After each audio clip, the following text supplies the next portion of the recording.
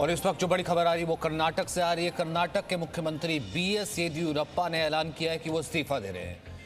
BS Yediyurappa कह रहे हैं कि मैंने इस्तीफा देने का फैसला लिया है और आज ही कर्नाटक की सरकार को 2 साल पूरे हुए हैं। तो ऐसे में येदियुरप्पा जो कि मुख्यमंत्री पहले से कयास लगाए जा रहे थे, इससे पहले जब वो दिल्ली भी आए थे और आला कमान के साथ बैठकों का दौर भी हुआ था कि येदियुरप्पा को संगठन में जगह दी जा सकती है, कोई और पद दिया जा सकता है। फिलहाल कर्नाटक में फेरबदल हो सकता है और उसी के मद्देनजर फिलहाल ये खबर आ रही है कि कर्नाटक की राजनीति में फेरबदल हो गया है। येदियुरप्पा ने रिजाइन कर दिया है। बीएस येदियुरप्पा ने कर्नाटक के चीफ मिनिस्टर से रिजाइन कर दिया है। काफ़ी दिन से ये कयास लगाए जा रहे थे, काफ़ी दिन से इस खबर की हलचल थी कि भारतीय जनता पार्टी में और कर्नाटक भारतीय जनता पार्टी में कुछ फेरबदल हो सकता है। लेकिन हालांकि बीएस येदियुरप्पा ने एक बार पहले भी जो है ट्वीट करके ये कहा था कि अगर ऐसी खबरें आ रही है कि मैं रिज़ाइन कर रहा हूं या मैंने रिज़ाइन कर दिया है तो इन खबरों में कोई सच्चाई नहीं है, ये कहा था। लेकिन फिलहाल ये खबर आ रही थी कि आज के दिन ये फैसला हो सकता है और आज जो फिलहाल खबर आ रही है, येदियुरप्पा ने खुद कहा है कि मैं इस्तीफा दे रहा हूं।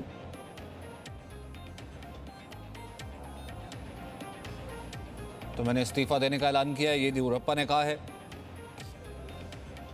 हालांकि कल भी ये पूछा गया था, कल जिस वक्त पूछा गया था कि कल क्योंकि कर्नाटक की राजनीति के लिए बड़ा दिन है, कल भारतीय जनता पार्टी को जो है 2 साल पूरे हो रहे हैं, तो ऐसे में आप कल क्या करेंगे? तो उस वक्त येदियुरप्पा ने कहा था पत्रकारों को कि वो विल सी टुमारो, हम कल देखेंगे। और आज सुबह से ही ऐसे कयास लगाए जा रहे थे कि आज हाईकमांड की तरफ से उनको ये क्लियर कर दिया गया है और ये चीज़ पहले ही क्लियर हो चुकी थी कि 2 साल पूरा हो रहे हैं और 2 साल पूरा होने के मौके पर येदियुरप्पा इस्तीफा दे सकते हैं।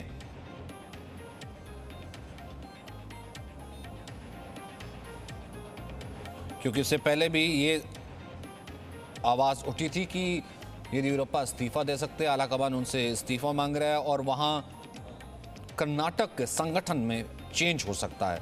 लेकिन फिलहाल ये खबर आई है कि येदियुरप्पा ने इस्तीफा दे दिया है, क्योंकि इससे पहले भी आला कमान से उनकी मीटिंग हुई थी। अब उसमें ये भी कहा जा रहा था कि येदियुरप्पा को किसी राज्य का राज्यपाल बनाया जा सकता है, कुछ वक्त में संगठन में जगह दी जा सकती है। लेकिन फिलहाल कर्नाटक के चीफ मिनिस्टर बीएस येदियुरप्पा ने इस्तीफा देने का ऐलान किया, ये खुद का है।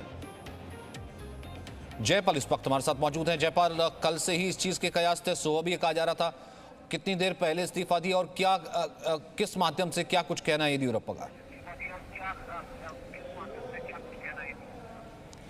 जी देखिए, जो सस्पेंस पिछले शनिवार से यानी कि जब येदियुरप्पा दिल्ली गए थे तब से चल रहा था, उसका आज अभी से थोड़ी देर पहले पटाक्षेप हो गया।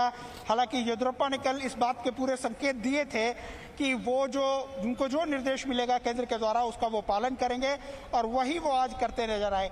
आज उनकी सरकार के 2 साल पूरे हुए थे और इस समय जब वो यहाँ पर 2 साल के अवसर पर भाषण दे रहे थे, उसी दौरान उन्होंने घोषणा की। हालांकि उनका ये भाषण जो लगभग 35 मिनट का रहा होगा, उस भाषण के दौरान बेहद भावुक दिखे येदियुरप्पा।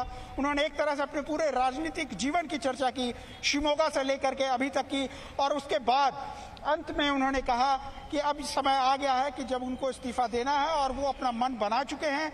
हालांकि उनके बातों से ये स्पष्ट झलक रहा था कि कहीं ना कहीं केंद्र के द्वारा उनके ऊपर इस बात के लिए दबाव डाला गया है कि अब वो 2 साल उनके पूरे हो चुके हैं और ऐसे में नए लोगों को अवसर देना चाहिए और उन्हें इस्तीफा दे देना चाहिए।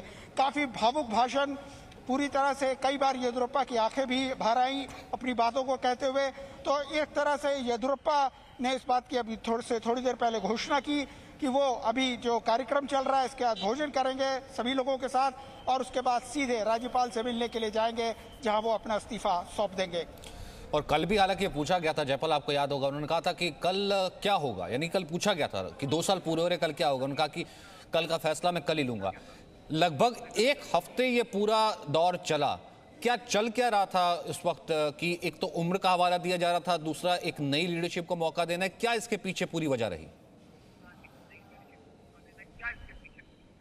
जी देखिए, इसके पीछे की स्पष्ट वजह अभी तक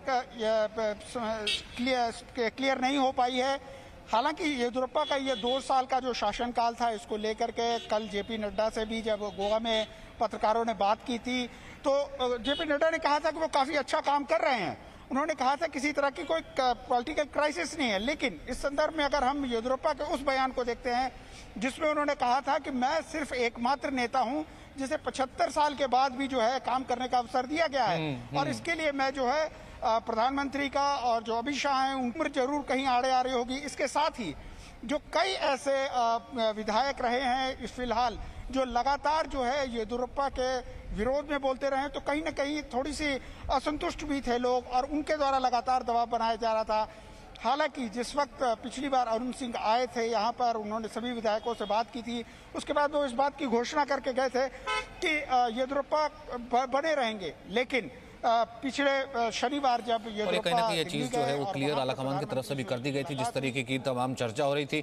बहुत बहुत शुक्रिया जय पर फिलहाल आपका हमारे साथ जुड़ने के लिए इस बड़ी खबर पर। Presenting B News app available on Google Play and App Store. Download it now.